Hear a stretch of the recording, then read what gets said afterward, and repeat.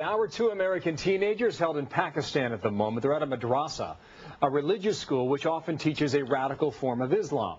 The boys are from Atlanta, Georgia, sent to study in Pakistan by their father 4 years ago. Now, some members of Congress want them back. They're on the case. Congressman Mike McCaul is fresh off a meeting with the Pakistani president, Pervez Musharraf, and welcome back here. Thank you. Welcome. How did two American teenagers wind up in a madrassa in the first place? Well, these madrassas actively recruit children, teenagers in the United States to train them over in Pakistan.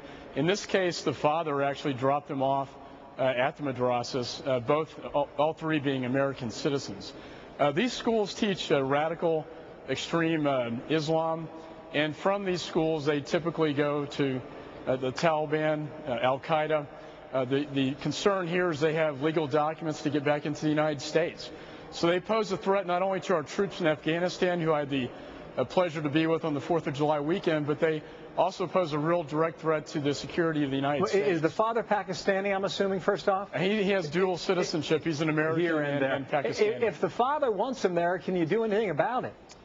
Well, you know, right now there are negotiations with the father. The Madrassas is holding these children in there against their will. When I met with President Musharraf, he has a policy to exclude all foreigners from the madrassas, including Americans. Obviously, this policy is not being effectuated, as we have two American boys in these madrassas.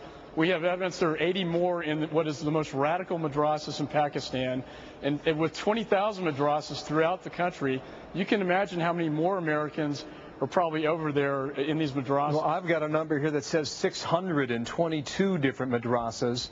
Where is the mother, and what's her position first? Those are 622 Americans. There are about 20,000 madrassas. Now, the question is, when I talked to Musharraf, I told him that we wanted these children released from the madrassas. I talked to the U.S. ambassador to Pakistan about this as well. It's our expectation that they will be released and returned to the United States this week. This week? That'll happen within days, then, you're suggesting? That is our hope, if the madrassas will let them go. The passports have been tendered over to the government at this time, and it's a question of the madrassas releasing these two American children and letting them come home. And if I could touch on a greater area, there is the tribal area on the border between Pakistan and Afghanistan. This has become a sort of breeding ground for terrorist training that has been largely ignored.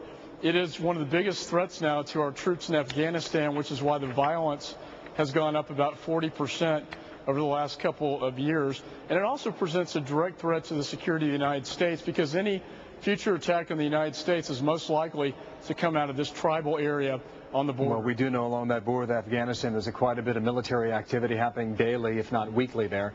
Mike McCaul, thank you for your time. Republican from Texas.